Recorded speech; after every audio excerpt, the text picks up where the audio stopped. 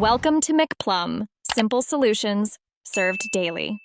In this video, I will explain how to make good cupcakes from cake mix. Let's start by upgrading your basic ingredients. Instead of water, use milk for a richer, moister result. Adding an extra egg will give your cupcakes a denser, more bakery-like texture.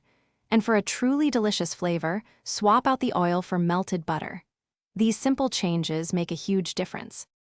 Now, let's talk about boosting those flavors even further. A teaspoon of good vanilla extract can really deepen the taste profile of your cupcakes. Don't forget a small pinch of salt, it magically balances the sweetness.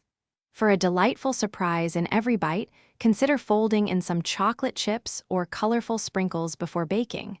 It's all about those little touches. Hey everyone, if you're finding these tips helpful, please hit that subscribe button and give this video a like. Quick recommendation. If you're looking to truly change how you think about money, check out The Simple Path to Wealth *. It's a fantastic book that can guide you to financial freedom. You can find the link and other great deals in the description. Now, let's get back to the video. Baking technique is crucial for perfect cupcakes. Make sure to fill your cupcake liners only 2/3 full. This prevents messy overflows and ensures even baking. For those beautiful flat tops, try baking at a slightly lower temperature for a bit longer than the box suggests.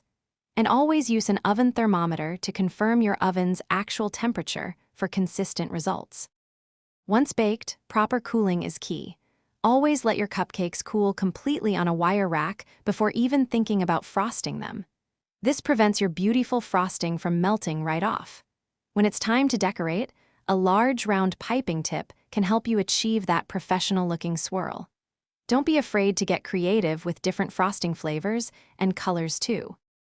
Thanks for watching. Stay juicy and subscribe.